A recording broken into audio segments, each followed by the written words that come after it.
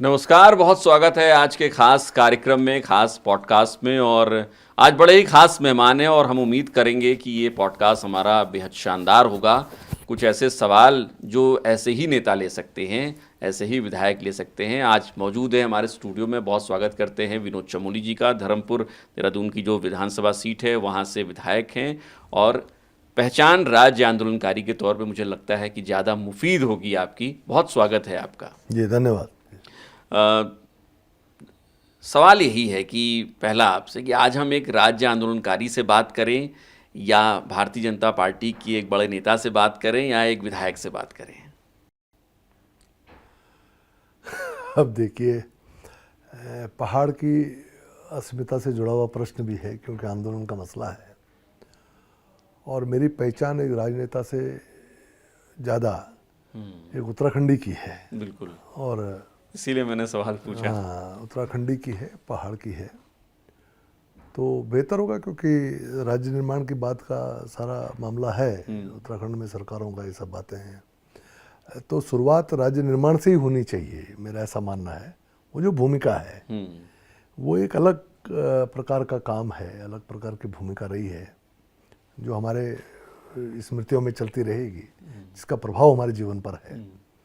तो मैं समझता हूँ वहाँ से शुरू करेंगे तो आपको ज़्यादा तो सवाल यही है फिर आपसे, सब जवाब मिलेंगे। सवाल यही है, इतने बरस बीत गए हैं,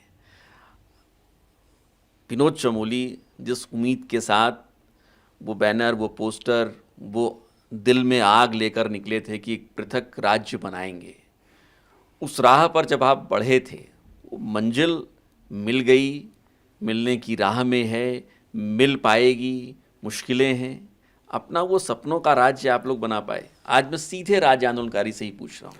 हाँ, देखिए, ये जब आंदोलन प्रारंभ हुआ था, ऐसे तो 1952 से लेके लगातार राज्य की बात होती रही, लेकिन एक भाजपा कार्यकर्ता भी था मैं साथ साथ, तो ये विषय चलता था और यूकेडी एक क्षेत्रीय दल हमारा था जो इस विषय को हमेशा लेता रहा।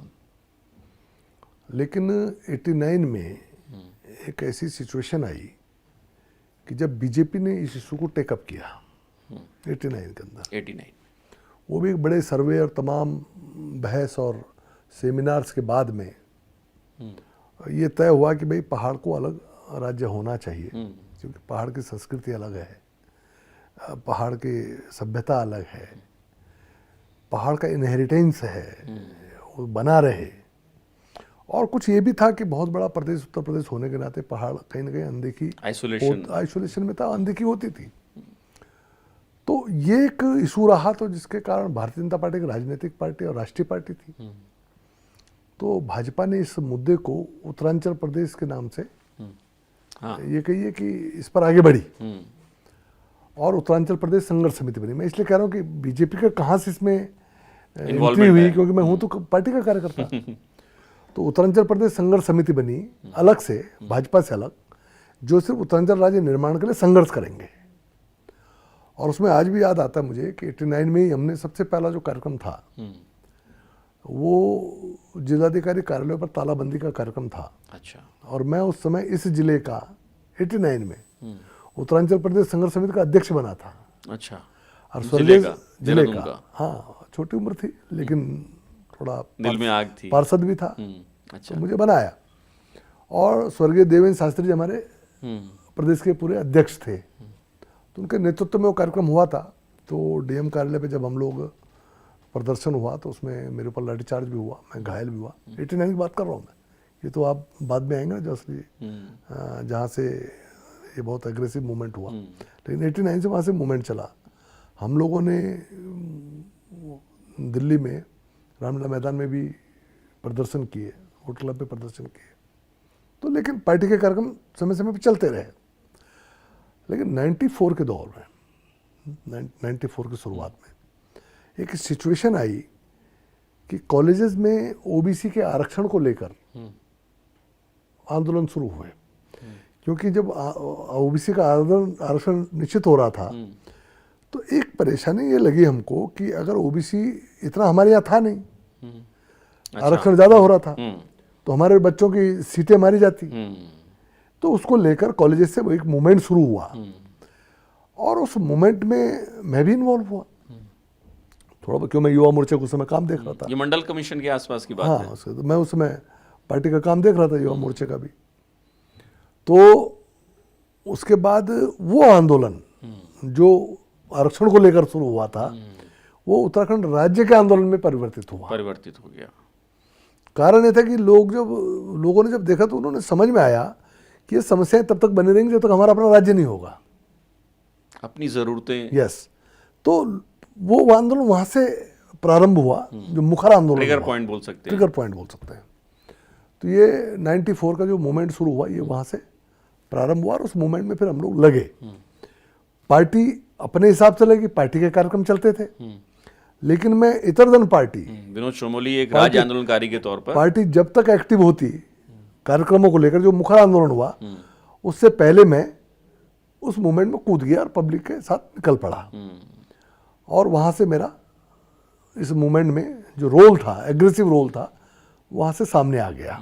भावना तो थी, पार्टी के प्रोग्राम चल ही रहे थे, पार्टी ने उत्तरांचल को एक मुद्दा बना ही लिया था, लेकिन ये जो मुखर आंदोलन हुआ, मुझे उस आंदोलन में जाने में इससे सहूलियत मिली क्योंकि मैं ऑलरेडी उस काम में लगा हुआ था। तो उसके बाद फिर जब मूवमेंट आगे बढ़ा, हम लोगों ने धरने प्रदर्शन किए, तो 3 सितंबर की रात को मेरी गिरफ्तारी हो गई थी। अच्छा। 4 तारीख को मेरे ऊपर आसूका लगा दी गई थी। अच्छा। तो उसके बाद फिर मैं जेल वेल में रहा। जेल से आने के बाद फिर मुजफ्फरनगर कांड हो गया था उस समय। फिर आंदोलन आगे बढ़ा। फिर एक बार कंट्रोल रूम पर एक विवाद हुआ, एक पुलिस और हमारे बीच में कन्फ्रंटेशन हुआ। तो उसके बाद फिर दोबारा जेल चला गया। तो दोबारा जेल जाके फिर तब लेकर आए। लेकिन उस मोमेंट में पूरा हम लोग लगे रहे और बहुत भावनात्मक वो, मैं समझता हूँ, वो क्षण थे हमारे। हमको लग रहा था कि हम अपने बच्चों के लिए, अपने पहाड़ के लिए अगर जान भी जाती है तो भी कम है। मतलब इस भाव से काम हो रहा था उस समय। और मैं ही नहीं था, ये ठीक है कि मैं लीडिंग रोल में रहा, लेकिन मैं ही नहीं था। तमाम लोग इस भाव से उस समय संघर्ष कर रहे थे। रामपुर तिराहा कांड, मुजफ्फरनगर, ये सारी जो घटनाएं, बहुत बुरा हुआ हमारे साथ, बहुत बुरा हुआ। तो कभी लगा मन में कि शायद हम सक्सेस ना हो पाए, सफल ना हो पाए, बहुत बड़ी शक्तियों से लड़ रहे हैं। उस समय क्या था, अब मुलायम सिंह के साथ सीधे सीधे कन्फ्रंटेशन था गवर्नमेंट के साथ। तमाम गोलियां चल रही थी, लठ चल रहे थे, जेलें भरी जा रही थी। तो टफ तो था, लेकिन परिणाम कब निकलेगा, क्या निकलेगा, ये भी नहीं मालूम था। लेकिन ये था कि लड़ना है, जज्बा था, अपनों के लिए लड़ना है, मरना पड़े तो मरना है, ये भाव था उस समय। और मुझे ऐसा लगता है कभी जब आज़ादी की लड़ाई हुई होगी तो शायद इसी भावना से लोग उस समय संघर्ष किया होगा देश के लिए लोगों ने। तो वो जो भाव था वो सर चढ़ के बोल रहा था। और इसी कारण आपने देखा कि बहुत तमाम हमारे बच्चे, 42 लोग शहीद हुए उसमें, पूरे उत्तराखंड में। तमाम लोग जेलों में गए, तमाम लोग अपंग हो गए। तो वो संघर्ष चला, तो उसी भाव से संभव तो चला होगा। और जो भाव मेरा वही सबका भाव रहा होगा। तो वो आंदोलन फिर आगे बढ़ा और हम सौभाग्यशाली हैं क्योंकि भारतीय जनता पार्टी इसमें थी, इस मूवमेंट में थी। बाद में भारतीय जनता पार्टी ने भी जेल भरे। और अटल जी जैसे व्यक्ति देहरादून में आए, उन्होंने पूरा दृश्य देखा। एक सार्वजनिक कार्यक्रम में जिस तरह का माहौल बना, तो उन्होंने देखा कि भाई उत्तराखंड के लोग कितना इस राज्य की प्राप्ति के लिए किस हद तक संघर्ष कर रहे हैं। और जब मुजफ्फरनगर कांड हुआ तो पूरे देश ने और दुनिया ने देखा कि पहाड़ के लोगों से कितनी बड़ी जास्ती हो गई है, अपने राज्य के लिए लोग किस सीमा तक लड़ रहे हैं। और शायद वही सब चीज़ें रही कि समय आने पर फिर ये राज्य का गठन हुआ। तो वही मूल कारण रहे। गठन के बाद वो सपना पूरा हो पाया? नहीं, देखिए, डेवलपमेंट एक निरंतर प्रक्रिया है। एक कठिनाई मुझे लगती है जो मैं समझ पा रहा हूँ। सरकारें चली, विकास कार्य हुए, ऐसा नहीं कह सकते आपके नहीं हुआ, काम अच्छा हुआ। सभी सरकारों ने, हमारी रही है, कांग्रेस ने प्रयास पूरा कुछ ना कुछ काम किए हैं। लेकिन एक पक्ष जो कहीं ना कहीं मुझे अभी भी दिल में कहीं रहता है कि कहीं हम चूके हुए हैं।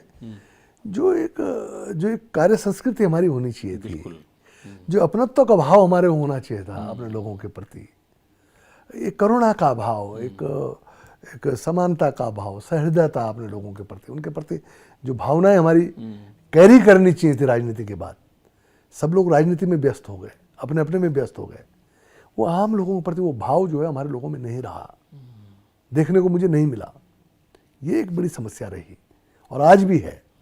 आज भी मैं अंदर से उसको महसूस करता हूँ कि मेरा अपना राज्य है, मेरे अपने लोग हैं, मैं अपनों को लिए क्या कुछ कर सकता हूँ, वो भावनात्मक किस सीमा तक जा जुड़ाव जो है सकता हूँ, आप मिस कर रहे हैं। वो भाव नहीं मुझे दिख रहा है। ये बड़ी समस्या है। आ पाएगा? डेवलपमेंट हो रहा है, वो ठीक है, लेकिन जो उसके अंदर जो एसेंस आना चाहिए, जो भाव आना चाहिए, वो नहीं आ पा रहा है। वो आप देखो ना, कई बार क्या होता है, अब हम पहाड़ों की बात कर रहे हैं, आप कभी भी पूछिएगा जब राज्य स्थापना दिवस वगैरह आता है तो किसी भी पहाड़ के सामान्य व्यक्ति से पूछिए, वो कहते हैं भाई आपका राज्य बना, उन्हें तो हमदे क्या मिली तब, वो गढ़वाली बोलते हैं हमदे क्या मिली।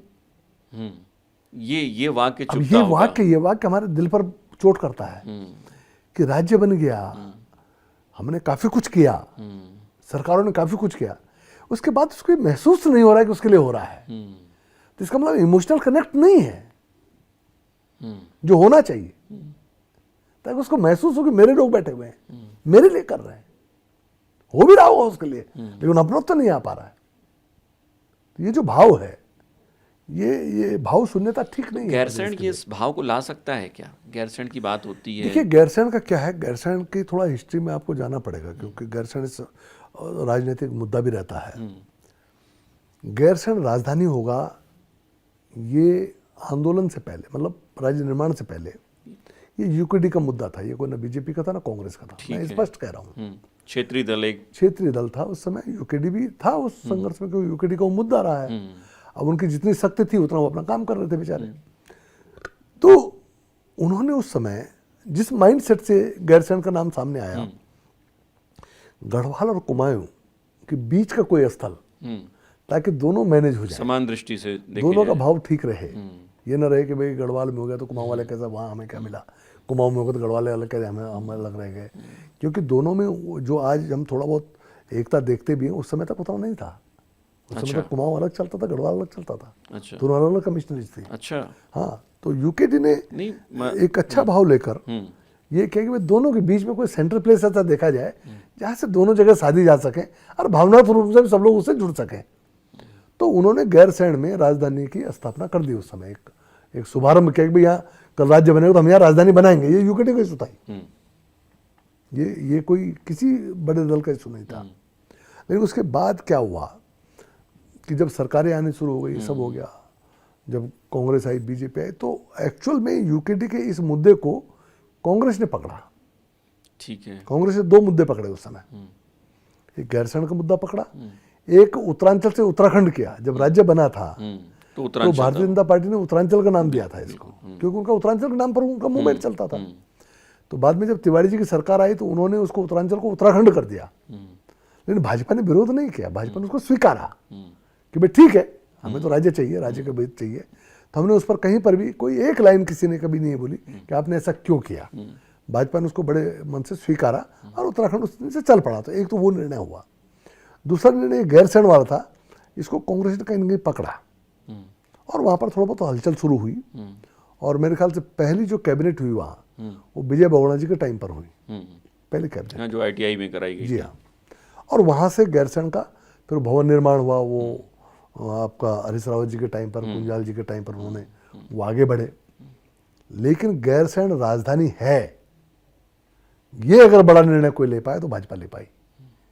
क्योंकि मुझे याद है सदन का मैं भी सदस्य हूँ, बिल्कुल, हाँ, उस समय बैठे थे। तो उस दिन त्रिवेंद्र सिंह रावत जी ने बहुत भावुक होकर ये कहा कि मैं गैरसैंण को ग्रीष्मकालीन राजधानी घोषित करता हूँ। बजट सत्र था। अब हमने जब उससे पहले चुनाव लड़ा था, जो पिछला वाला चुनाव लड़ा था, उसमें हमने अपने घोषणा पत्र में भी जोड़ दिया था कि गैरसैंण हम ग्रीष्मकालीन राजधानी बनाएंगे। तो हमारा वो कमिटमेंट हो गया था। तो वहाँ पर त्रिवेंद्र जी ने वो एक बड़ी बात की कि भाई गैरसैंण को हम राजधानी घोषित करते हैं, ग्रीष्मकालीन राजधानी घोषित करते हैं। आज गैरसैंण के साथ जो राजधानी शब्द जुड़ा है, जो मांग रही है, वो भारतीय जनता पार्टी ने जोड़ा है। और मैंने उसी सदन में एक बात कही, जब उस पर विचार आ रहे थे, तो मैंने भी बोला, मेरे को भी कहने को आ गया। तो मैंने कहा कि इस संभावना से इनकार नहीं किया जा सकता है कि जिसको आज हम ग्रीष्मकालीन राजधानी बोल रहे हैं, कल वो अस्थायी राजधानी बने। लेकिन उसको अस्थायी राजधानी बनाने से पहले हमको उतना इंफ्रास्ट्रक्चर वहाँ पर तैयार खड़ा करना पड़ेगा, तैयार करना पड़ेगा, ताकि हम राजधानी को इसको आगे बढ़ा सकें। और अभी भी मैं बार बार इस बात को कहता हूँ, मैंने माननीय मुख्यमंत्री जी से बात की कि हमको वहाँ पर इंफ्रास्ट्रक्चर तैयार करना चाहिए अभी भी, ताकि भविष्य में हम इस तरह के निर्णय ले सकें। तो गैरसैंण राजधानी बननी चाहिए, इसमें कहीं कोई हमारी कोई आपत्ति नहीं है, लेकिन गैरसैंण को पहले उस स्तर पर लाना पड़ेगा कि वो राजधानी वहाँ से रन की जा सके। पहली बात तो ये है। ग्रीष्मकालीन राजधानी बनाया तो बीजेपी ने बनाया, दूसरी बात ये है। तो गैरसैंण कहीं भी हमारे एजेंडे से बाहर नहीं है, हमारे एजेंडे में है, लेकिन हमारे लिए सिर्फ मुद्दा नहीं है। हम भी चाहते हैं कि लोगों की जन भावनाएं, क्योंकि पहाड़ के प्रति लोगों के भावनाएं हैं और एक संभावनाएं जताई जाती हैं कि शायद, हालांकि कि गैरसैंण में अगर राजधानी होगी तो पहाड़ों में बेहतर होगा, ऐसा एक संभावनाएं जताई जाती है। हालांकि ये कोई जरूरी नहीं कि देहरादून में रह के पहाड़ के लिए अच्छा नहीं होगा या अच्छा नहीं किया जाएगा। आप रास्ता निकाल रहे हैं अपने लिए। नहीं, निर्णय तो किए जा सकते हैं ना। निर्णय तो ले सकते हैं। तो जब तक होता है तब तक यहाँ से निर्णय होने चाहिए, हो रहे हैं निर्णय, तो भविष्य के लिए तो किया जा सकता लेकिन है। लोग व्यवहारिक तौर पे इसको मान नहीं पाते, क्योंकि कोई विधायक बनता है, कोई मंत्री बनता है, वो फटाफट देहरादून की तरफ भागने लगता है, एक अपना कोठी बना लेता है कि भाई नहीं देखिए, आ जाए। उसके लिए सिर्फ विधायक दोषी नहीं है, न कोई मंत्री दोषी किसी भी है। पार्टी का हो तो ऐसे ही नहीं, करता है। पार्टी के लोग अकेले दोषी नहीं है उसके लिए, मानस को समझना पड़ेगा। जो उत्तराखंड का मानस है वो ये कर रहा है, तो वो भी उत्तराखंडी, तो मानस तो वही है ना, समाज तो वही है। उसी समाज से विधायक निकलते हैं, उसी समाज से बाकी लोग निकलते हैं। लेकिन हो क्या रहा है, पलायन एक बड़ा सब्जेक्ट है, आपने थोड़ा दिशा मोड़ दी उसकी। पलायन के दो प्रमुख कारण होते हैं, एक आकर्षण और एक मजबूरी, दो कारण है। उत्तराखंड का पलायन दोनों तरह का है। कुछ लोग मैदानों से आकर्षित होकर मैदानों की तरफ आते हैं, और जो बच जाते हैं वो मजबूरी में आते हैं। वो कैसा, मैं समझा देता हूं आपको, समय है थोड़ा, मैं हाँ बिल्कुल क्लियर करूं उसको। उत्तराखंड में मैं तो बचपन से, क्योंकि पहाड़ का आदमी हूँ, पहाड़ में रहा हूँ, तो मैं बताता हूँ प्रक्रिया क्या है। हमारे यहाँ कोई बच्चा जब हाई स्कूल इंटर करता था तो संभवतः नौकरी की तलाश में मैदानों को आता था, क्योंकि सब सरकारी नौकरी में सब तो आ नहीं पाते, ना ही इतनी नौकरियां होती हैं। ये शुरू से चल रहा है, ये आज की बात नहीं कर रहा मैं, राज्य बनने से पहले की प्रक्रिया बात कर रहा हूँ। वो नीचे आया, दिल्ली गया, बॉम्बे गया, या कोई ना कोई स्थान पे गया, वहाँ उसने कोई नौकरी प्रारंभ की, ठीक हो गया, 2-4 साल उसने नौकरी की, लड़का बड़ा हो गया, माँ बाप ने कहा इसकी शादी कर दो, ठीक है। माँ बाप ने गांव के आसपास की कोई लड़की देखी, उसकी शादी कर डाली। 1-2 साल 3 साल वो लड़की से बाहर रहकर अपना काम चलाता है, गांव आता जाता है। बाद में क्या होता है कि वो लड़की भी जिद पकड़ती है, कहीं ना कहीं उसका भी मन होता है कि मैं अपने पति के साथ रहूं, मैं भी शहर में रहूं। तो वो क्या करता है, उसके बच्चा भी होता है, वो कहता है भाई मैं पढ़ाऊंगा लिखाऊंगा, तो पत्नी को लेके आ जाता है, ठीक। इस बीच में 2-4 साल में वो कहीं मकान भी छोटा मोटा बना लेता है, कहीं रहने की व्यवस्था कर लेता है। फिर वो आते जाते अपने माँ बाप को माँ बाप घर में रह जाते हैं, तो आते जाते उनको देखने के लिए आता है, बुजुर्ग जो हैं वो, ठीक है, आते जाते रहते हैं। अब क्या होता है, उसके आने जाने में इतना खर्चा होता है कि बाद में जब ज्यादा माँ बाप बूढ़े हो जाता है, इसका परिवार जब बढ़ने लगता है, तो वही सोचता है कि मैं माँ बाप को ही क्यों न ले आऊं। और माँ बाप की मजबूरी हो जाती है कि बच्चे के साथ जाना, हेल्थ रीजन से, देखभाल के कारण, फिजिकल जो आदमी कमी आ जाती है उम्र के हिसाब से, और वो भी नीचे आ जाता है और घर में ताला लग जाता है, कूड़ी बांझा पड़ जाती है जिसको बोलते हैं हम पहाड़ी भाषा में। तो ये एक प्रक्रिया है। इस प्रक्रिया के कारण लगातार लोग नीचे को आते चले गए और घरों में ताले लगते चले गए, ठीक हो गया। तो ये एक नौकरी वाला रीजन, एक मॉडल है, एक मॉडल है कि लोग आकर्षित होकर नीचे को आए नौकरियों के लिए। तो फिर तो सिचुएशन वही हो जाएगी कि जब शहर से गांव तक सड़क पहुंचेगी, तब तक सारे गांव के लोग शहर जा चुके हों। हुआ, हमारे साथ हुआ ना, मैं तो प्रमाण बैठा हूँ। मेरे गांव में पानी नहीं था पहले, बहुत लोग बोलते थे साहब उस गांव में लड़की नहीं देनी, और तो बहुत दूर से पानी सर में लेके आना पड़ता है, ऐसा होता था मेरे यहाँ। बिजली नहीं थी, सड़क नहीं थी। हाँ, एक हाई स्कूल था, अब वो इंटर कॉलेज है, वो हमारे थोड़ा 1.5 किलोमीटर पे जाते जहाँ हम पढ़े हैं थोड़ा। उसके बाद परिस्थितियां बदली, सड़क भी आई, बिजली भी आई, पानी भी आ गया। जब ये सब नहीं था तब गांव में भरा पूरा गांव था, हम लोग सब फुटबॉल खेलते थे 2 टीम बना के, बच्चे। आज वहां बच्चे नहीं हैं, 3-4 बुजुर्ग लोग हैं। एक नौजवान हमारा भतीजा है जो एनजीओ चलाता है, वो छोड़ के आके वो घर में है, उसे शादी नहीं कर रखी। लेकिन वहाँ पर आज की तारीख में अब आपको लोग देखने को नहीं मिलते हैं। तो अक्सर ये कहा जाता है कि सड़कें जो बनी हैं ये पहाड़ से नीचे आने के लिए बनी है, पहाड़ जाने के लिए नहीं बनी है। नहीं बनी है। हालांकि देखो बड़ी तल्ख सच्चाई है। हाँ, मतलब प्रैक्टिकल होना पड़ेगा ना। हालांकि सरकार प्रयास कर रही है, रिवर्स प्लान का, लोग जा भी रहे हैं, घर भी बना रहे हैं, आना जाना क्या है, लोगों ने थोड़ा बहुत कुछ फर्क तो पड़ा है। लेकिन जो नीचे आने का सिलसिला है वो कम नहीं हुआ है। तो उसी पैटर्न पे जो पॉलिटिकल लोग हैं वो भी उसी पैटर्न पे चलते हैं। जो सक्षम हो रहा है वो नीचे ये मान के चलिएगा, आज पहाड़ में वो व्यक्ति है जो मजबूर है, जिसपे नीचे आने का साधन नहीं है, अन्यथा लोग नीचे को आने के लिए लालायित रहते हैं। ये पहाड़ों की दशा है।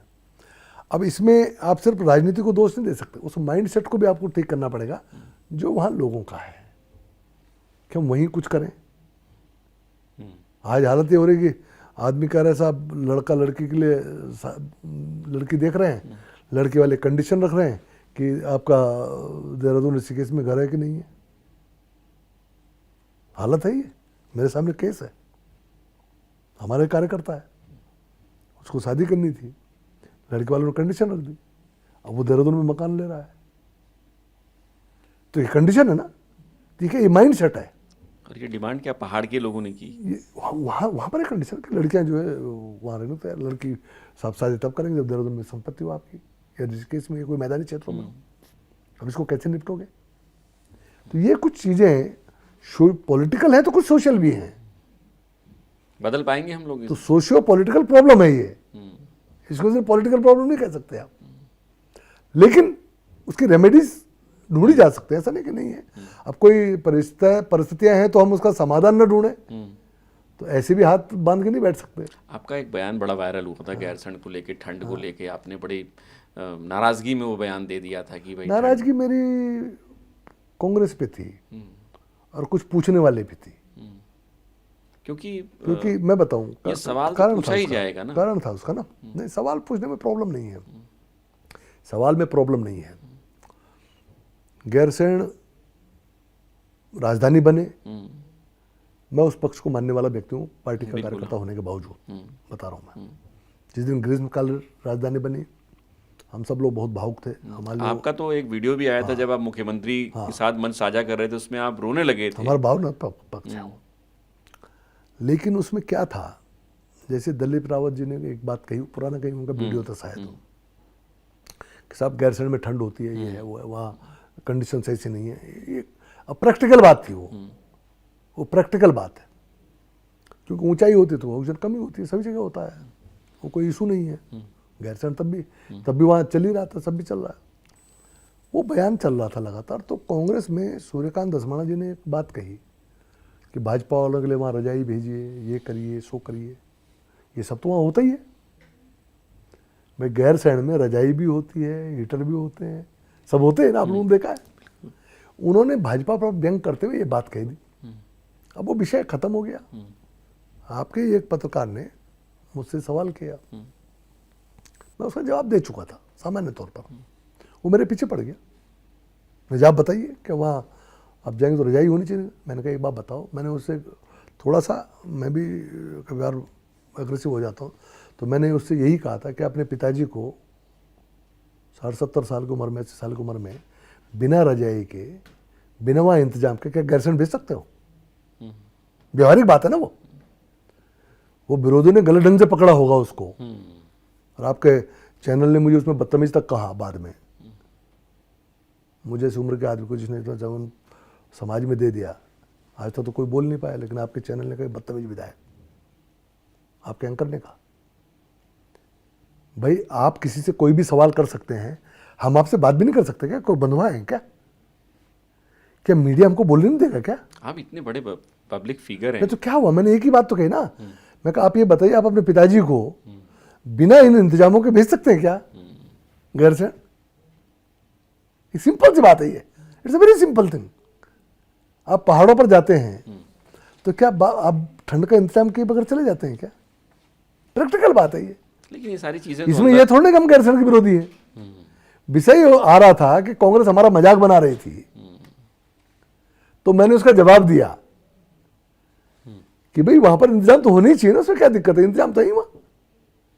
तो उस विषय का जवाब दिया था ना मैंने गैरसैंण का विरोध थोड़ा ना किया। गैरसैंण तो मैं तुमको तो मैं तो कल जाने को तैयार हूँ, हमेशा जाता हूँ मैं, मुझे तो अच्छा लगता है। आप तैयार हैं और विधायक सभी तैयार होते हैं, सभी तैयार हो? मैंने देखा नहीं आज तक किसी को कोई गैरसैंण जाने में, किसी ने, चाहे मेरे हो चाहे कांग्रेस के हो, किसी ने कोई कोताही बरती ऐसे देखा नहीं। कई विधायकों ने लिख के तक दिया कि वहां बहुत ठंड लगती है।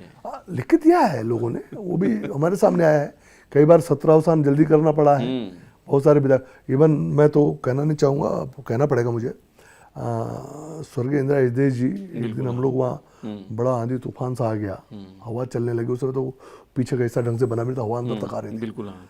उसने खड़े होकर कहा उन्होंने कि क्या कर रहे हो, मरवाओगे क्या लोगों, क्या? तो कंडीशन तो है, लेकिन अगर हम कोई चीज व्यवहारिक बात कह रहे हैं तो इसका मतलब ये नहीं कि हम गैरसैंण के पक्षधर नहीं हैं। मैंने आज भी कहा है माननीय मुख्यमंत्री जी से कि आप गैरसैंण में जो अवस्थापना सुविधाएं हैं उनको नीचे की तरफ करिए। आप नीचे की ओर मतलब? आपने गैरसैंण को देखा होगा, बिल्कुल। ये जो विधानसभा मेरी भराड़ीसैंण में है, ये गैरसैंण में नहीं है। हाँ, भराड़ीसैंण काफी जैसे देहरादून मसूरी है ना, हाँ देहरादून मसूरी है, मसूरी से थोड़ा डिस्टेंस कम है, लेकिन लगभग ऐसे ही है। हाँ। अब जो वर्किंग कंडीशन देहरादून में वो मसूरी में तो नहीं हो सकती सर्दियों में। अच्छा।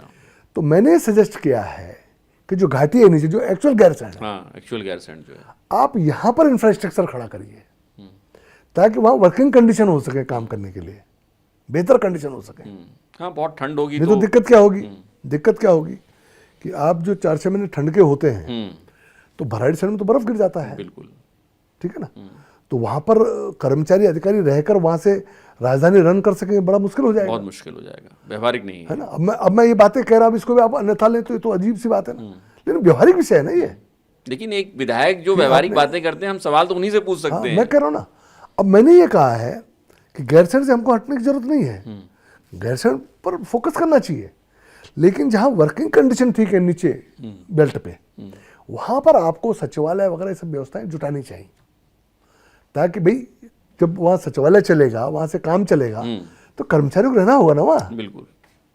तो वो सब लोग रहेंगे तो इंसान तो वो भी है, उनको अगर अच्छी वर्किंग कंडीशन नहीं देंगे तो काम कैसे करेंगे, एफिशिएंसी कैसे आएगी। तो ये मैंने सजेस्ट किया है कि आप नीचे एक वहाँ व्यवस्था बनाइए और ऊपर हमारा सदन चले, कोई दिक्कत नहीं हमको, कोई थोड़ा, क्योंकि उसमें कुछ दिन चलता है, कोई हमेशा को तो है नहीं कि परमानेंट किसी को वहाँ बैठना है।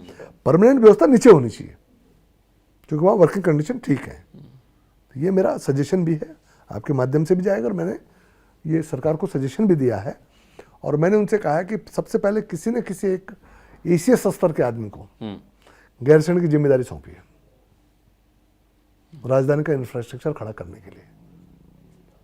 इसके लिए मैं मुख्यमंत्री से मिला हूँ, बाकायदा पर्सनली मैंने ये कहा है कि अभी तक गैरसैंण ग्रीष्मकालीन राजधानी है, वहां पर कोई भी ऐसा डेडिकेटेड अधिकारी नहीं है जो वह सिस्टम को बना सके कि आफ्टर ऑल आपको पूरी राजधानी का इंफ्रास्ट्रक्चर खड़ा करना है, तो किसी एक व्यक्ति को जिम्मेदार तो देनी पड़ेगा, एक अनुभवी अफसर आपको तैनात करना पड़ेगा, अनुभवी कोई सीनियर अधिकारी वहाँ बाकायदा गैरसैंण बैठना चाहिए। गैरसैंण में उसको वहाँ पर पूरी राजधानी की व्यवस्था, जो पूरी ब्यूरोक्रेसी के फ्लो चार्ट को समझता पूरा सेटअप बना है ना वहाँ। अभी क्या हो रहा है ना, सिर्फ बयानबाजी में गैरसैंण चल रहा है, मांग भी बयानबाजी में हो रही है और हम भी बयानबाजी में जवाब देते हैं। लेकिन ये आपकी ये बात रील में कट जाएगी आपकी, जो आप कह रहे हैं कि बयानबाजी में चलती है चीज़। मत काटिए, मत काटिए, मत काटिए।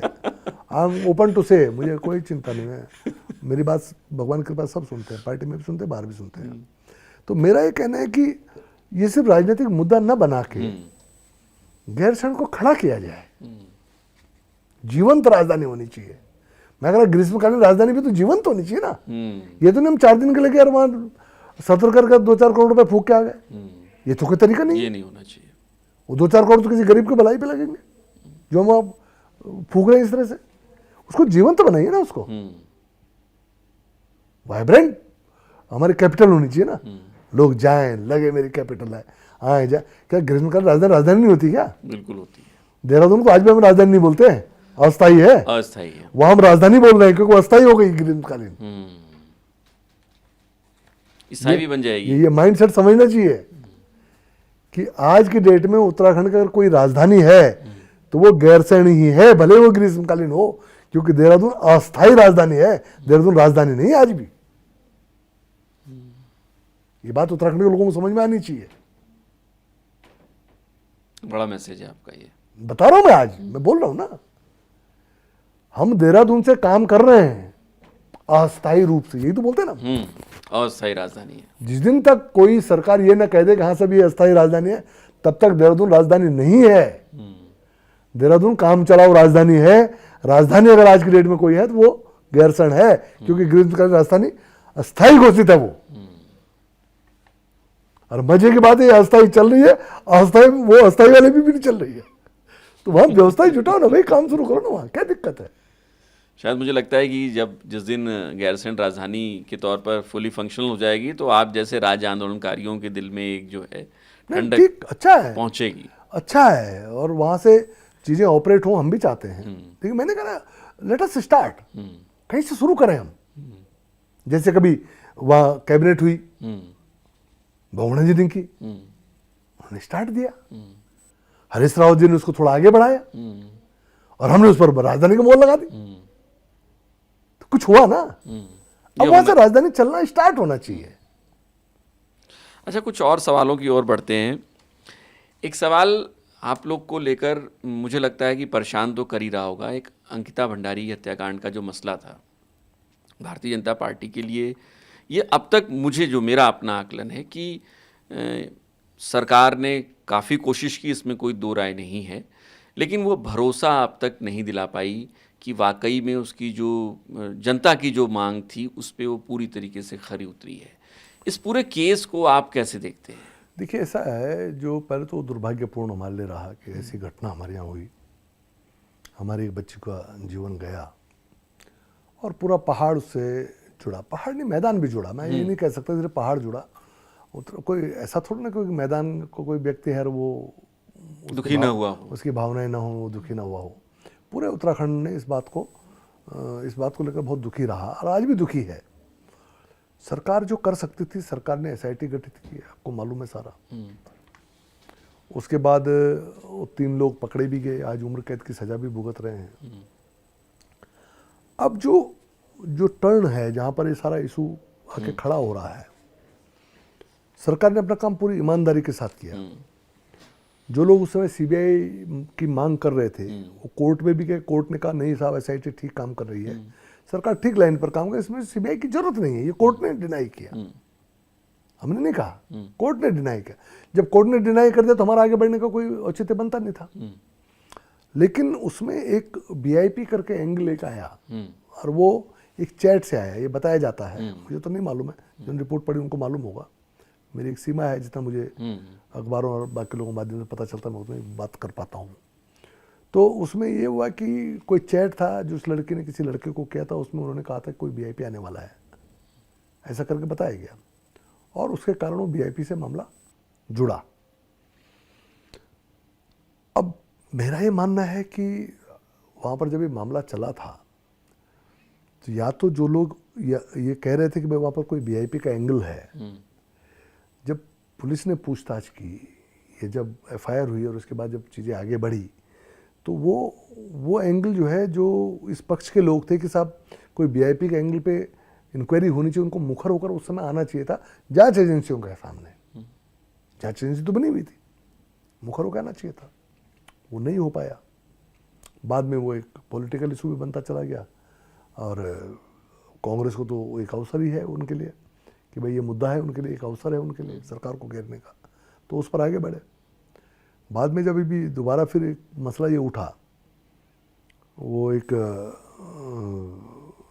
उसका था ना उर्मिला सनावर और बिल्कुल जो ऑडियोज को लेकर इन लोगों ने जब उसको ओपन किया सुरेश राठौर का, तो फिर उसके बाद एक बार फिर से माहौल गर्म आया। तो जैसे लोगों की मांग थी तो सरकार ने उस पर भी CBI इंक्वायरी गठित कर दी। तो सरकार तो अपने आप में कमिटेड है कि भाई अगर कुछ भी निकलता है उसमें तो हम पीछे नहीं हटने वाले हैं, ये आप तय मान लीजिएगा। लेकिन उसमें वो अचानक उत्तराखंड की बेटी है, अगर कोई गिल्टी पाया गया, आज भी कह रहा हूँ मैं, सीबीआई की जांच में, तो उत्तराखंड की सरकार उसको बख्शेगी नहीं, हम उसको छोड़ेंगे नहीं, क्या कुछ भी हो जाए। लेकिन चीजें जांच में है, अब इतना तो भरोसा हमको करना पड़ेगा जांच एजेंसी पर, कोई तो करेगा। अब ऐसा तो नहीं सिस्टम बना हुआ है, कानून अपने तरीके से काम करता है। जांच होगी, जांच में जो कल्प्रिट पाया जाएगा उसके ऊपर में कार्रवाइयाँ होंगी। हम चीज़ों को अपने हाथ में तो नहीं दे सकते, हमको चलना उसी प्रक्रिया से पड़ता है। तब हमको वेट करना चाहिए कि जांच में क्या निकल के आता है। अगर कोई वीआईपी का एंगल निकल कर आएगा और उसमें कुछ निकल कर आएगा तो निश्चित तौर पर उस पर कार्रवाई भी होगी। भारतीय जनता पार्टी की छवि पर असर पड़ रहा है? नहीं, निश्चित तौर पर सरकार में हम लोग हैं तो सवाल तो हम ही से किए जाएंगे। और अगर लोगों को क्योंकि लगता है कि इसमें कुछ होना चाहिए तो अपेक्षा तो हम ही से होगी। लेकिन हमारी भी सीमाएं हैं कि हम सरकार चला रहे हैं, हम तो एक प्रक्रिया से होके ही गुजरेंगे। किसी को पकड़ के खड़ा करके सजा तो चौराहे पे नहीं दी जा सकती, उस प्रक्रिया से हमको गुजरना पड़ेगा और उस प्रक्रिया से हम गुजर रहे हैं। पहले हमने एसआईटी गठित की थी, 3 लोगों को उम्र कैद हमने करा रखी है। वीआईपी का एंगल आया, एक नया इशू सामने आया, उस पर सीबीआई की जांच बैठ गई। अब सीबीआई अगर हमको कुछ देती है कि भाई ये व्यक्ति कल्पित है, इसके कारण ये सब हुआ है, तो उस पर फिर कानूनी कार्रवाई होगी ना, उसमें क्या दिक्कत है? बीजेपी का पीछे हटने वाली है उसमें। चुनाव में ये मुद्दा बनेगा? विपक्षी तो उठाएंगे। आपको परेशानी होगी? नहीं, लोग समझते हैं, ऐसा नहीं है। देखिए उत्तराखंड का जो आज आपको पता है, केरल के बाद हम दूसरे राज्यों में साक्षर हैं पूरे देश के अंदर। हमारा इंटेलेक्ट बहुत हाई है। हमारा व्यक्ति हर चीज को एनालाइज करता है, चर्चा करता है, वो भी समझता है कि सरकार की सीमाएं क्या है, सरकार किस तरह काम कर रही है। आज 3 लोग उम्र कैद की सजा काट रहे हैं, ये मेरी सरकार का ही किया हुआ है। ये मेरी सरकार ने एसआईटी बिठाई है, हमने कानूनी लड़ाई लड़ी है और उनको उम्र कैद कराई है। आज सीबीआई फिर मेरी सरकार ने, ठीक है, लोग कहेंगे साहब हमारी डिमांड पे हुआ, तो ठीक है, राजनीतिक दल तो डिमांड करेंगे, तमाम ग्रुप्स हैं, पॉलिटिकल ग्रुप्स हैं, सोशल ग्रुप्स हैं, वो डिमांड करेंगे। लेकिन उस डिमांड को भाजपा ने पूरा किया, सीबीआई इंक्वायरी करा दी। अब उसके बाद अगर कोई कानूनी तौर पर अगर कोई उसमें कल्पित पाया जाएगा तो उस पर कार्रवाई करना हमारी सरकार का काम है, हम करेंगे ना, उसमें क्या दिक्कत है? तो लोग समझते हैं इस चीज को, लोग इस चीज को समझते हैं। मतलब आपको लगता है कि इतना इम्पैक्ट नहीं करेगा अंकिता भंडारी केस? कैसे करेगा? आप बताओ ना, पिछला चुनाव तो हुआ ना, ये सब इश्यूज तो खड़े थे, लोकसभा लड़ी हमने, तो लोग समझते हैं ना कि सरकार अपना काम ठीक प्रकार कर रही है। अब कोई अतिवादी तरीके से बात करने लग जाएगा तो सरकार तो ऐसा कर नहीं सकती ना, सरकार को तो चलना पड़ेगा। अब एक प्रक्रिया है, एक सिस्टम है, उसी में चलना पड़ेगा, उसे बाहर कैसे सरकार जा सकती है? सरकार तो अपना काम कर रही है। विपक्ष है, उनके सवाल खड़े रहेंगे क्योंकि उनको हमको सवालों के घेरे में खड़ा करना है, तो विपक्ष अपना काम करेगा। लेकिन जो आम मानस है, आम जनता है, वो समझती है कि सरकार ठीक दिशा में चल रही है। वो दिन कब आएगा जब हम ये सुन रहे होंगे कि मैं विनोद चमोली उत्तराखंड सरकार में कैबिनेट मिनिस्टर के पद पर शपथ लेता हूँ?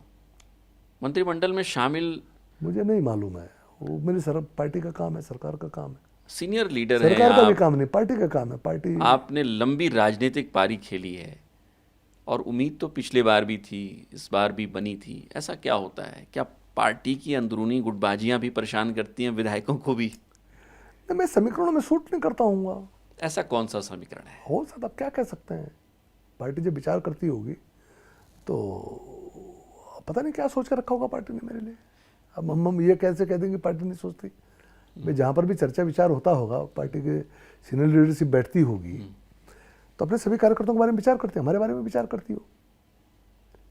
तो हो सकता है उन्होंने एक रिजर्व में से छोड़ा हुआ, जब वैन मौका आएगा तब उतारेंगे मैदान में। जवाब देहरादून से 2 कैबिनेट मिनिस्टर ले रहे हैं। हाँ ठीक है। तो विनोद चमोली का पलड़ा कैसे हल्का हम मान सकते हैं? नहीं, अब पार्टी का दृष्टिकोण है, इसमें मैं कुछ नहीं बोल सकता। मेरा पलड़ा बहुत भारी है। आप नहीं बोल सकते तो कौन बोलेगा? मेरा पलड़ा बहुत भारी है। मैंने इस शहर में 40 साल दिए हैं, चेयरमैन भी रहा हूँ, निगम भी बनाया, 2 बार मेयर रहा हूँ, ऑल इंडिया अध्यक्ष रहा हूँ मेयर काउंसिल का, आज 2 बार मैं विधायक हो गया। ये भी मेरी पार्टी की देन है।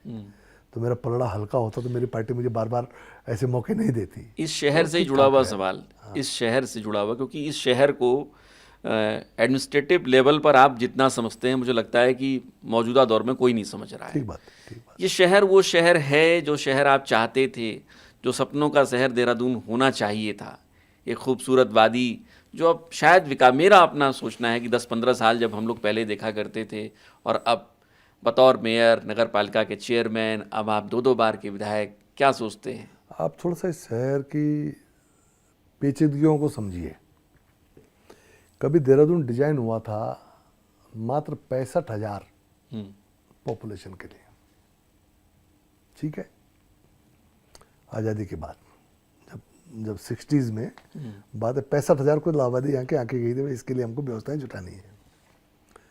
जब मैं चेयरमैन बना देहरादून का, और उसके बाद जब मैंने इसको नगर निगम बनाने की मैं प्रक्रिया में आगे बढ़ा, तो एक्ट में व्यवस्था थी कि कम से कम 3.5 लाख की पॉपुलेशन होनी चाहिए आपकी नगर निगम के लिए, ठीक है। तो आपको ताज्जुब होगा, जब मैंने प्रस्ताव भेजा तो लखनऊ से आ गया कि आपकी पॉपुलेशन 3.5 लाख नहीं हो रही है। बता रहा हूँ मैं आपको। ये किस सन की बात है? 97 में, ठीक। मैंने जैसे तैसे आंकड़े जुटा के वो पूरा किया और मैंने नगर निगम फॉर्म कर दिया।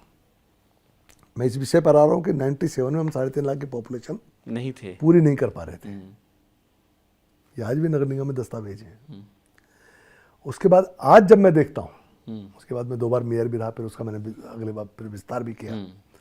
आज मेरा जो वोटर है नगर निगम का 8 लाख वोटर है, ठीक। और मोटा मोटा जो स्टैटिस्टिक्स है उसमें माना जाता है कि वोटर की दुगनी पॉपुलेशन होती है मिनिमम। तो 16 लाख की पॉपुलेशन हो गई। और जिला मुख्यालय और अस्थायी राजधानी होने के बाद, अस्थायी शब्द बोल रहा हूं मैं, तो जो फ्लोटिंग पॉपुलेशन है उसको मिला के मेरा ऐसा अनुमान है कि हम लगभग, क्योंकि टूरिस्ट भी आता है, लगभग 25 लाख की पॉपुलेशन हम रोज कैटर कर रहे हैं इस देहरादून के अंदर। अब कल्पना कीजिए, जो शहर 65 लाख के लिए बना हो, 65,000 के लिए, फिर 3.5 लाख की जिसकी पॉपुलेशन पूरी ना हो रही हो, और आज वहाँ 25 लाख लोग मूवमेंट कर रहे हों, रह रहे हों, तो परेशानियां तो आएंगी। दूसरा, जो नियोजन का सब्जेक्ट है, हमने काफी कोशिश की। चक्रोतर रोड भी तोड़ा, आपने देखा, चौड़ा किया आज वहाँ, ठीक है।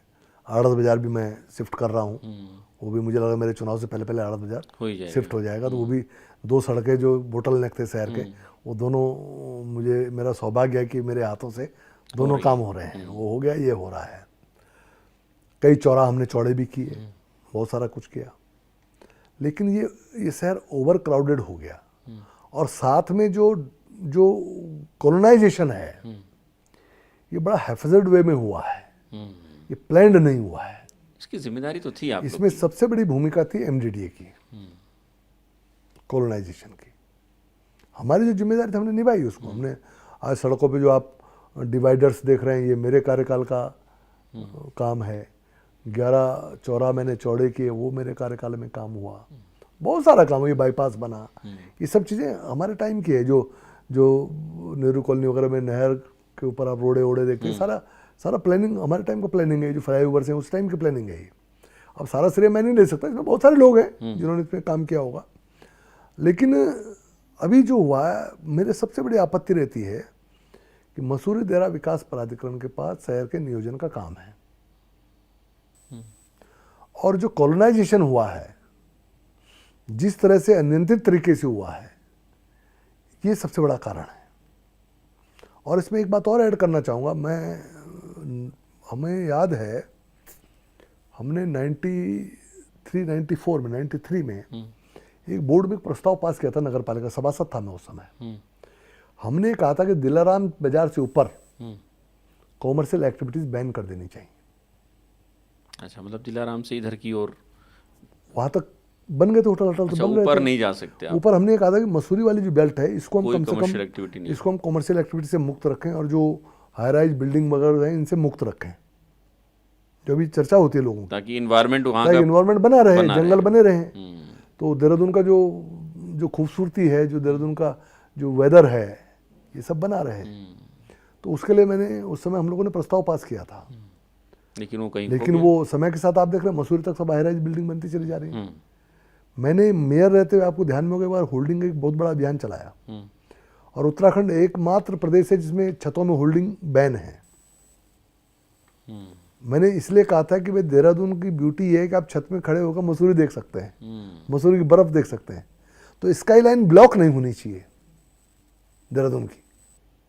तो मैं कहा छतौर होल्डिंग हटाइए आप, और वो होल्डिंग हटे, बहुत विवाद हुआ, मैंने बहुत झेला उसमें, लेकिन वो बाद में गवर्नमेंट की पॉलिसी बनी, और वो बनी कांग्रेस की गवर्नमेंट, मेरी गवर्नमेंट में नहीं बनी। मेरी गवर्नमेंट में तो विरोध हुआ मेरा बहुत ज़्यादा, लेकिन कांग्रेस ने उसको अडॉप्ट किया और कांग्रेस ने फिर वो पॉलिसी बनाई। तो देहरादून को जो ओवरऑल हम देखते हैं, एक प्रयास मैंने और किया था, उन लोगों ने उसमें सहयोग नहीं किया। जब हम स्मार्ट सिटी यहाँ ला रहे थे तो हम चाह रहे थे एक सैटेलाइट सिटी हम बनाएं। हाँ, बहुत ज़रूरी थी देहरादून की चाय बागान वगैरह बातचीत हुई, हरीश रावत जी उस समय मुख्यमंत्री थे और वो सहमत भी थे इस बात से। हमारी आपसी सहमति हो गई थी, हम लोगों ने बहुत कोशिश की थी, दिल्ली तक प्रपोजल चले गए थे, मुझे भी याद, लेकिन उसमें फिर वो नहीं हो पाया कुल मिला के। नहीं तो एक सैटेलाइट सिटी अगर बनती, और हमने एक सिटी थी कोई यूरोपियन सिटी, उसका मॉडल लेके आए थे। हमने कहा इस तरह की बनाएंगे ताकि आगे जो प्लानिंग हो उसको आधार बनाकर आगे की प्लानिंग हो, मॉडल बन जाए, वो एक मॉडल बन जाए। लेकिन हम कर नहीं पाए, उस बात का मुझे बड़ा मलाल है, मैं कर नहीं पाया क्योंकि सहयोग नहीं मिला। नहीं तो सहयोग मिलता तो हम कर जाते शायद इसको, है ना। लेकिन आज दुख तो होता होगा, क्यों नहीं, बहुत कष्ट देहरादून की स्थिति देख भाई, जैसा हम करना चाहते थे अगर वो चीज़ें पूरी नहीं हो पा रही तो हमें कष्ट होता है, दुख होता है। हम स्मार्ट सिटी का इतना पैसा यहाँ पर आया, काम लगा, लेकिन जिस तरह से उस पर काम होना चाहिए था, जो मैंने डीपीआर अप्रूव किया था नगर निगम से, वो डीपीआर पूरा ही बदल दिया गया, उसके हिसाब से काम ही नहीं हो पाया। तो मुझे उसका मलाल होता है, मलाल होता है मुझे। कई बार लोग कहते हैं कि तुम मेयर ही बने रहते तो शायद कुछ हो जाता, लेकिन मैं क्या करता, पार्टी मुझे इधर ले आई तो मुझे हटना ही था वहाँ से, नहीं कर पाए। तो बहुत सारी चीज़ें हैं जो हम चाहते थे वो नहीं हो पाया, लेकिन हम आज भी प्रयासरत रहते हैं। ऐसा नहीं कि हमने कोई हाथ खड़े नहीं किए हैं, हम जब तक रहेंगे तब तक कोशिश करते रहेंगे, जितना होगा संभव होगा उतना करेंगे। एक सवाल आपसे याद आता है, क्योंकि आपके कई बयान भी उसमें आते रहे हैं। पहाड़ मैदान की राजनीति को लेकर आप क्या मानते हैं? क्योंकि कई बार आपकी बयानों से ऐसा प्रतीत होता है जैसे आप मैदान को बिल्कुल, या मैदानी लोगों को बिल्कुल अलग तरीके से आंकते हैं। जब वो उमेश कुमार वाला मसला हुआ तो आपके जब बयान आए तो ऐसा लगा कि जैसे मैदान, हरिद्वार और इधर के इलाके को आप बिल्कुल अलग मानते हैं, ऐसा है? नहीं, ऐसा नहीं।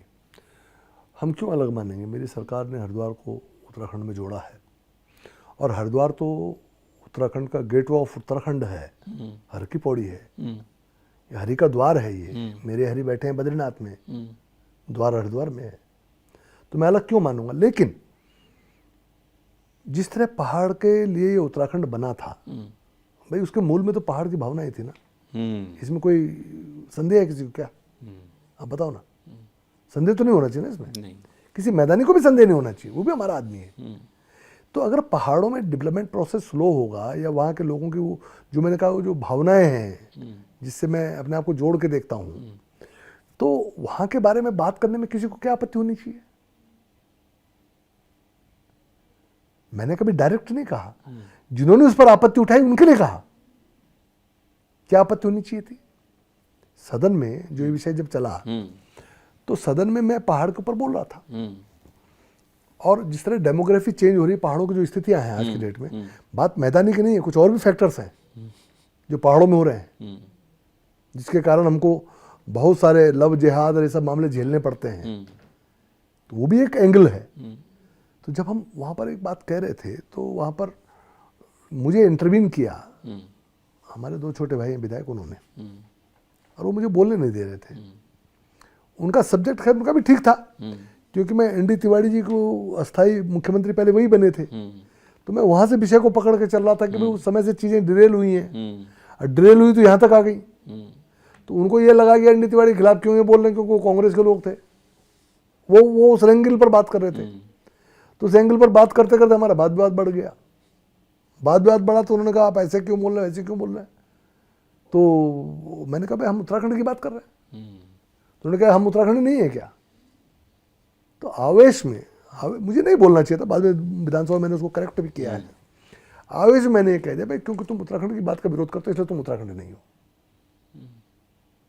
क्योंकि मैं इतना भावुक था, पहाड़ के बारे में मैं इतना भावुक हो जाता हूँ कि बहुत एग्रेसिव हो जाता हूँ मैं। वो कमी भी है मेरी, उस कमी को स्वीकारता हूँ मैं, ये भी कमी स्वीकारता हूँ मैं। उसमें कोई मुझे कहने में कोई गुरेज नहीं है कि आज भी मेरे दिल में कहीं ना कहीं वो चीज़ें हैं, और मैं उससे कनेक्ट जब होता हूँ तो उसके बाद फिर मैं सब भूल जाता हूँ। वो पुराने दिन मुझे याद आने लगते हैं कि हम कैसे कैसे लड़े थे और मरने तक की सीमा तक हम चले गए थे। तो वो चीज़ें भाव प्रधान हो जाता आदमी। तो उस आवेश में मैं बोल गया उनको, मुझे नहीं बोलना चाहिए था और वो ठीक बात भी नहीं थी, क्योंकि वो भी सब यहाँ के लोग हैं, हमारे बच्चे सब हमारे जवान लोग हैं। तो उसको लेकर थोड़ा सा वो चर्चाएं बढ़ गई, वो चर्चाएं बढ़ी। उमेश को लेकर भी कोई मेरा व्यक्तिगत नहीं, हमारा तो छोटा भाई है वो, लेकिन उसने जब उसमें पहाड़ मैदान इस तरह की बातें करनी शुरू की तो फिर मुझे बोलना पड़ा उसको कि ठीक नहीं है ये बोलना। और हमने कोशिश की उसको ठीक करने की। मेरा ऐसा भाव भी नहीं है भाई, मैं तो देहरादून में राजनीति कर रहा हूँ ना, सभासद तो मैं यही बना, सभासद से लेके चेयरमैन से लेके मेयर से लेके विधायक तक मैं तो देहरादून में, मैदानी क्षेत्र है ना, मैं तो मैदान की राजनीति कर रहा हूँ। मैंने जितना काम देहरादून में किया है ये तो नहीं कह सकता आप सिर्फ पहाड़ियों का काम किया है। देहरादून मैदान क्षेत्र है, काम तो मैं सबके करता हूँ, सब मेरे लोग हैं, सब मुझे बनाते हैं। आपका धर्मपुर विधानसभा है, ये तो कॉस्मोपॉलिटन विधानसभा है, इतनी खूबसूरत विधानसभा है, सभी हैं। और यहाँ तक यहाँ तो मुसलमान भी बहुत हैं हमारे क्षेत्र में। तो क्या उनके काम नहीं होते? क्या उनके क्षेत्र में काम नहीं करता? मैं सबके करता हूँ।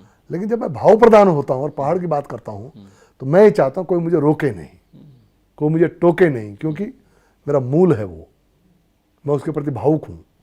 और राज्य निर्माण में वो सोच बलवती थी, उसी सोच के कारण इतने लोगों ने शहादतें दी हैं, इतनी लड़ाइयाँ लड़ी गई हैं, और आज हम राज्य का संचालन कर रहे हैं, गैर सैन्य की बात करते हैं। ये इसीलिए है कि वो सोच कहीं ना कहीं हावी रहती है। तो जब मैं पहाड़ के हित की बात कर रहा हूँ, कोई मुझे टोके नहीं।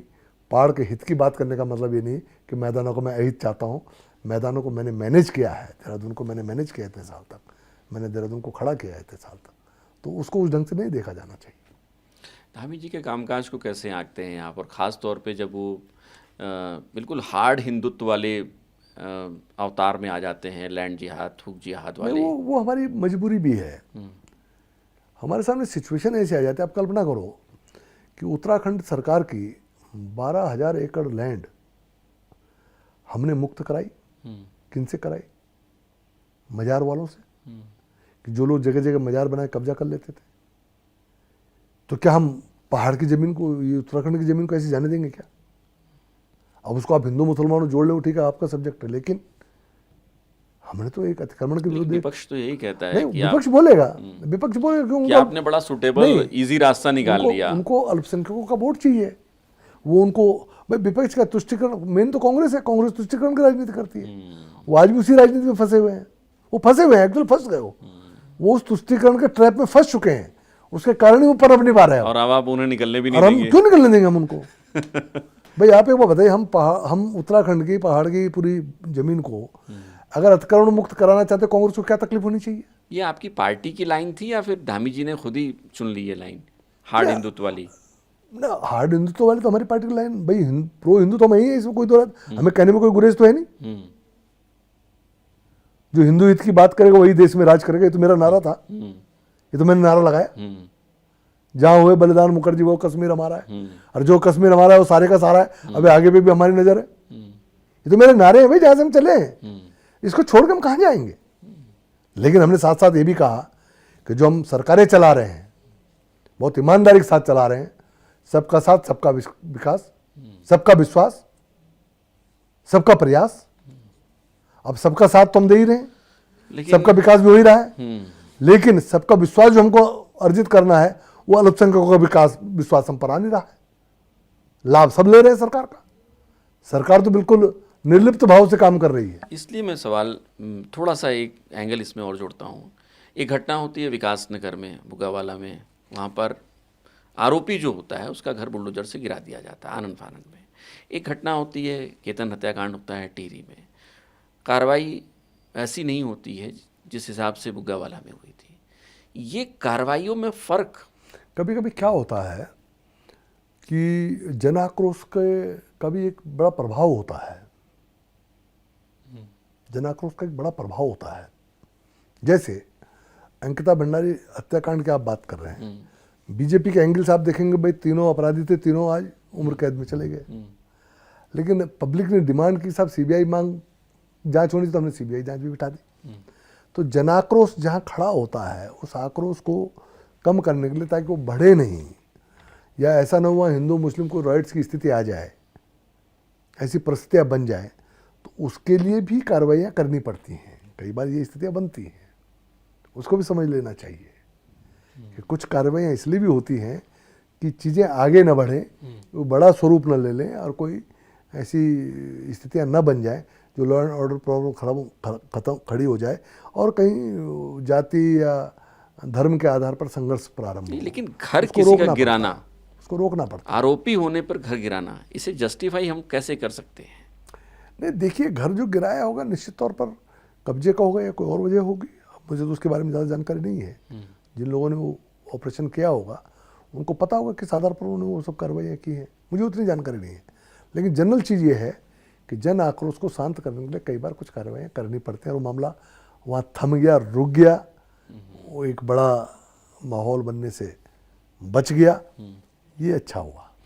अच्छा, एक सवाल और, बहुत लंबा अब नहीं करूँगा, क्या क्षेत्रीय राजनीति अभी भी एग्जिस्ट करती है? कुमाऊनी और गढ़वाली की राजनीति भी एग्जिस्ट करती है उत्तराखंड में? पहाड़ मैदान पे तो चर्चा हो गई आपसे। राज्य बनने के बाद तो काफ़ी चीज़ें ठीक हो गई। ठीक हो गई। राज्य बनने से पहले थोड़ा बहुत रहता था, देखने में आता था, लेकिन राजनीतिक दलों ने भी बहुत ईमानदारी के साथ और बहुत संतुलन के साथ में चीज़ें बना रखी हैं। उसके कारण हमारा ठीक चल रहा है, चाहे हम हो चाहे कांग्रेस हो चाहे कोई भी हो। इस विषय को अब आगे नहीं आने देते हैं, उसको किसी भी तरह से पार्टियों में संतुलन बनाते हुए हम लोग आगे बढ़ते हैं, तो वो चीज़ें ठीक चल रही हैं, उसमें कोई दिक्कत नहीं आई। 27 के चुनाव में कांग्रेस क्या स्थिति रहेगी? कांग्रेस की सीटें इससे कम होंगी, ऐसा मेरा मानना है। हाँ, क्योंकि वो अंदरूनी बहुत संघर्ष है और बहुत ज़्यादा संघर्ष है। संघर्ष तो आपके यहाँ भी है। न, मेरे यहाँ ऐसा नहीं है। मेरे यहाँ नीचे स्तर पर लोग टिकटों के लिए बात करेंगे, लेकिन एक बार ऊपर से अगर बात कह दी गई तो बात समाप्त हो गई। हमारे संघर्ष नहीं है। प्रेशर ग्रुप तो काम करता है आपके यहाँ भी। ऐसा क्या करता? कौन सा प्रेशर ग्रुप? अरविंद पांडे नाराज हो जाते हैं। तो क्या हो गया? नाराज हो गया फिर मान भी जाता, मुख्यमंत्री साथ बैठता है। अब बताओ, नहीं बैठते क्या? लेकिन सरकार उनके साथ नोटिस भेज देती है कि सिंचाई विभाग का जमीन आपने कब्जा कर रखी है। कोई कारण होंगे उसके, पता नहीं क्या। उन्होंने तो कहा भी तो, उन्होंने कहा ठीक है मेरी इंक्वायरी करा लो, क्या दिक्कत है? बहुत वरिष्ठ नेता है पार्टी के, मंत्री रहे, संघ के कार्यकर्ता हैं। तो अरविंद पांडे ने ये भी तो कहा कि मैं ताजीवन जो है मैं भाजपा से बाहर नहीं सोच सकता, मैं इसके अलावा कुछ नहीं सोच सकता हूँ। तो आप वो कैरेक्टर भी तो देखना उस आदमी का। व्यक्तिगत तौर पर वो भले ही कितना आहत हुआ हो या कोई झगड़े हुए हो या कोई बात हुई हो, ये वहाँ के लोग जानते होंगे या वो जानते होंगे, सरकार जानती होगी। फिर लेकिन मैं व्यक्तिगत तौर पर जितना समझ सकता हूँ कार्यकर्ता के नाते, उस कार्यकर्ता का भाव समझे ना आप। कितना सब होने के बाद वो कार्यकर्ता कहता है कि मैं साहब भाजपा के झंडे में ही लिपट के जाऊँगा, तो आप सोचिए ना, क्या इससे कांग्रेस में है क्या? वो तो कहेगा मैं तुझे झंडे में लिपटवा दूंगा दूसरे वाले को। क्या ऐसे ऐसे ये कैरेक्टर वर्कर का जो बीजेपी के अंदर है, ये कहीं देखने को मिलता है क्या?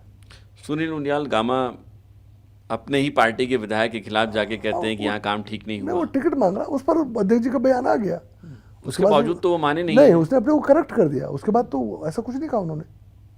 हाँ ठीक है, वो लोगों से मिल रहे हैं, सोशल मीडिया के माध्यम से अपनी उपस्थिति दिखा रहे हैं, और ये मैसेज होता नहीं रहा है भारतीय जनता पार्टी में। अब ये मैसेज कर रहे हैं कि साहब मैं भी टिकट का दावेदार हूँ, तो कोई खराबी उसमें नहीं हो सकती है।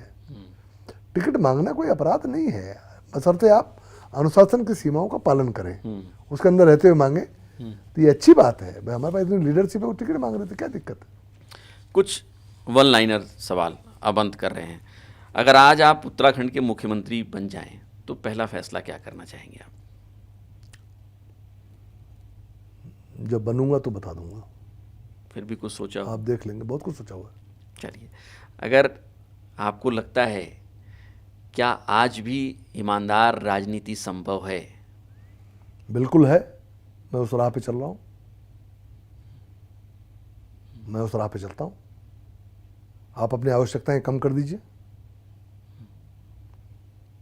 तो आप ईमानदार रह सकते हैं। आप जनता को जनार्दन मान लीजिए तो आप उस राह पे चल सकते हैं। आप अपने परिवार को सही दिशा दीजिए, बच्चों को काबिल बनाइए और वो स्वयं के उनको खुददार बनाइए, उनको स्वाभिमानी बनाइए, तो आप उस राह पे चल सकते हैं। राजनीति ने आपसे अब तक सबसे बड़ी कीमत क्या ली होगी? देखो, राजनीति ने तो मेरा सही बात बताऊं तो 40 साल लिए हुए, पूरी जवानी चली गई, लेकिन दिया भी है। आप अगर कहेंगे कि राजनीति को मैंने दिया है, राजनीति मुझे कुछ नहीं दिया, तो बेईमानी हो जाएगी। आज जो मैं आपके पास बैठा हुआ हूँ उसे राजनीति ने दिया है। आज जो मैं इतने बड़े बड़े टैग लेके घूमता हूँ कि मैं 2 बार मेयर रहा, चेयरमैन रहा, मैंने निगम बनाया, मैंने शहर का विस्तार किया, मैं ऑल इंडिया अध्यक्ष रह चुका मेयर काउंसिल के लंबे समय तक, तो ये राजनीति ने तो दिया है ना। लेकिन लिया क्या आपसे? लिया, मेरी जवानी ले ली, और क्या मेरी उम्र ले ली, मेरी जवानी ले ली, मेरे परिवार का सुख चैन भी लिया है। इनको जैसा मैं कर सकता था परिवार के लिए, बच्चों के लिए, मैं शायद उतना कर नहीं पा रहा हूँ। मेरे बच्चे भी उससे संतुष्ट नहीं हैं मेरी वर्किंग से। तो ठीक है, लेकिन हर चीज़ की कीमत चुकानी पड़ती है। तो आपकी शायद सोशल लाइफ मैंने जो समाज रही में होगी पाया है, संगठन में पाया है, तो परिवार में चुकाया भी है। तो हर चीज़ की कीमत, आज लोग गड़बड़ कहाँ करते हैं, आज लोग पाना ही पाना चाहते, चुकाना तो चाहते नहीं है। वही भ्रष्टाचार शुरू होता है। जो आपने पहला सवाल किया था, उसका अगर सीधा जवाब हो तो यही है कि आप जो पाते हैं उसकी कीमत देनी पड़ती है। लोग कीमत नहीं देना चाहते, सिर्फ पाना चाहते हैं, इसी के कारण ये भ्रष्टाचार खड़ा होता है। एक सवाल और इसी से जुड़ा हुआ है, क्या कभी मन में आया कि राजनीति छोड़ देनी चाहिए? कई बार आता है, अभी भी आ रहा होगा, हर बार आता है, लेकिन अब करेंगे क्या। एक बार का बड़ा मजेदार किस्सा बताता हूँ आपको। जब मैं दोबारा मेयर बना, ये मैं सुनाता भी हूँ कई बार लोगों को, मन छोड़ दे।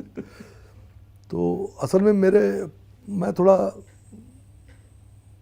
कई बार मन उचट जाता है मेरा, जो जिस तरह मैं परिस्थितियाँ देखता हूँ, होता है, मनुष्य हूँ मैं भी। तो जब दोबारा मेयर का था, उससे पहले मैंने मन बनाया कि यार मैं नहीं लड़ता हूँ मेयर का, छोड़ो, पार्टी काम करते रहेंगे। मैंने कई स्थानों पर अपनी बात रखी पार्टी के वरिष्ठ लोगों के पास। उस समय कांग्रेस की सरकार थी, ये आ गए थे विजय बहुगुणा जी, उस समय आपको ध्यान में होगा।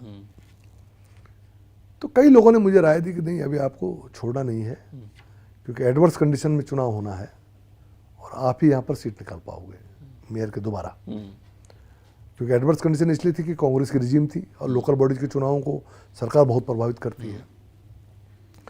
लेकिन फिर भी मेरा मन नहीं था, मैंने 2-4 जगह बोला। तो एक दिन मेरी पत्नी जब बार बार सुन रही थी इस बात को, तो उसने मुझे एक दिन बिठाया, उसने कहा भाई बार बार जगह जगह बोल रहे हो कि मुझे चुनाव नहीं लड़ना, मुझे ये नहीं करना, वो नहीं करना। कह रहे अच्छा तुम मेरे कुछ सवालों का जवाब दे दो। होता है, पत्नी है, पूछ सकती है। कहने नौकरी तुमने की नहीं, व्यापार तुम्हारे बस का नहीं, अब एक थोड़ा सा ये काम तुम्हें आता है क्योंकि तुम राजनीति में तो चल ही रहे हो, अगर तुम ये भी नहीं करोगे तो क्या करोगे, पहले ये क्लियर कर दो। फिर वहाँ से मैं सरेंडर हो गया, क्योंकि मैं वास्तव में बाकी चीज़ें, अब मेरा फील्ड नहीं है। मैं कोई सोचूं मैं बड़ा व्यापारी बन जाऊं, मुझे नहीं लगता अपने अंदर। तो यही थोड़ा बहुत, क्योंकि मेरा सामाजिक जीवन रहा है, इसमें मैं चल रहा हूँ। तो फिर मैं कहा भाई देवी जी आप ठीक हैं, हम चुनाव लड़ेंगे, हम इसी में आगे बढ़ेंगे। तो इस स्तर तक मैं जा चुका हूँ इसमें। कई बार मन होता है, लेकिन अब जीवन के इस पड़ाव में 5-10 साल का समय और है मेरे पास। 10-12 साल में कितना कर पाऊँगा पता नहीं। स्वास्थ्य ठीक रहा तो 10-15 साल काम कर सकते हैं। तो जितने मेरे अनुभव हैं, जो राजनीतिक तौर पर, प्रशासनिक तौर पर, सामाजिक तौर पर जो मेरा दायरा है, तो अब देने का समय आ गया। समाज ने मुझे बहुत कुछ दे दिया, शहर ने भी बहुत कुछ दिया मुझे, पार्टी ने बहुत कुछ दे दिया। अब मैं उसको कैसे ब्याज सहित वापस करूं, तो वो मेरे मन में रहता है कि मैं 10-15 साल कुछ बेहतर कर सकूं राज्य के लिए, शहर के लिए। तो वो मन में रहता है, और कभी मौका मिलेगा तो मैं करूंगा उन चीज़ों को। सफल नेता की कोई परिभाषा है क्या? सफल नेता का परिभाषा, देखिए, अगर आप किसको सफल और असफल कहेंगे, आप क्या मानते हैं? सफलता को अगर आप अपनी ऊंचाइयों तक गिनते हैं तो फिर मैं उसको नहीं मानता। सफलता तो ये है, क्योंकि आप नेता की बात कर रहे हैं ना, सफल नेता, नेता की बात कर रहे हैं ना। नेता शब्द कहाँ से आता है? जो नेतृत्व करता है। जो नेतृत्व करता है वो अपनी सफलता के बारे में नहीं सोचता है, वो उस कार्य क्षेत्र के बारे में सोचेगा उसको कहाँ तक मैं ले गया हूँ, तो ही वो नेता है। तो नेता की कोई सफलता नहीं हो सकती, नेतृत्व सफल होना चाहिए, मेरा ऐसा मानना है। आखिरी सवाल आपसे, उत्तराखंड की राजनीति में आपको एक सबसे बड़ी कमजोरी और सबसे बड़ी उम्मीद, ये दोनों चीज़ें क्या लगती हैं? देखिए, मुझे अच्छा ही लगता है कि आजकल जिस तरह सोशल मीडिया में देख रहा हूँ, हमारे तमाम नौजवान एक्टिव हैं, पढ़े लिखे लड़के हैं। तो मुझे ऐसा लगता है कि अगर ये पैसे के पीछे नहीं भागे, क्योंकि अब कुछ कहा नहीं जाता ना, शुरू में तो बहुत हल्ला करते हैं लोग, बाद में फिर उसी डरे पे आ जाते हैं। अगर ये पैसे के पीछे पे नहीं भागे तो उत्तराखंड का राजनीति का भविष्य अच्छा है, ऐसा मेरा मानना है। तो एक तो मुझे उसमें बड़ी उम्मीद है, आपको बड़ी उम्मीद दिखती है कि आने वाला समय हमारा अच्छा हो सकता है। अगर ये बच्चे ही कहूँगा मैं, जो 30-32 साल के हैं, मेरा बेटा खुद 37 साल का, तो मेरे लिए तो बच्चे ही हैं वो लोग।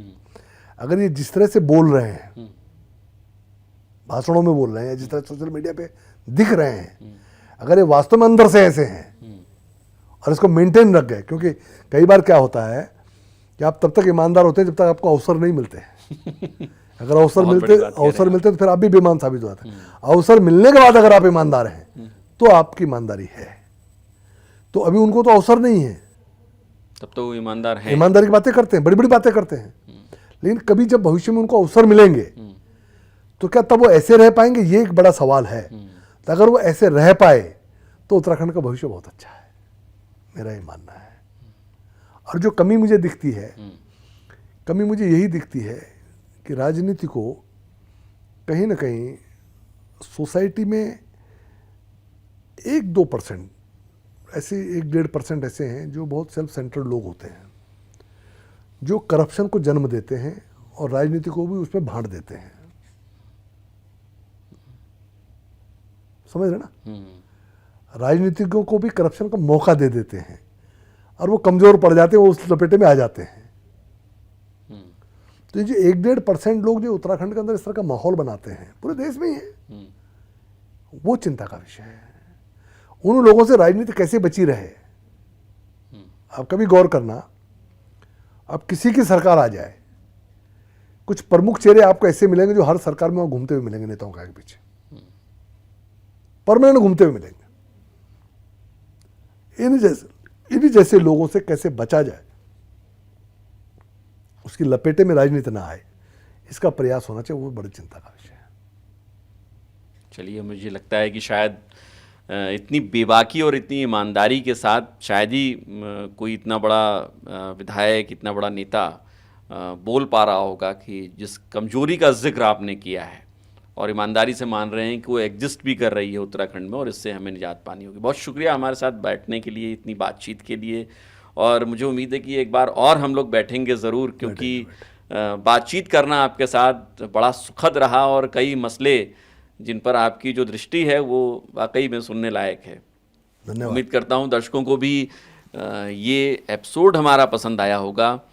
अपनी राय कमेंट बॉक्स में लिखना मत भूलेगा, कोई सवाल हो तो लिखना मत भूलेगा, क्योंकि बहुत जल्द कोशिश करेंगे कि विनोद चमोली जी के साथ एक बार और हम ज़रूर एक और पॉडकास्ट करें। अगले पॉडकास्ट तक के लिए हमें दीजिए इजाज़त, और आखिर में आपसे गुजारिश, अगर चैनल को सब्सक्राइब नहीं किया है तो चैनल को सब्सक्राइब करना और बेल आइकन दबाना बिल्कुल मत भूलिएगा। नमस्कार।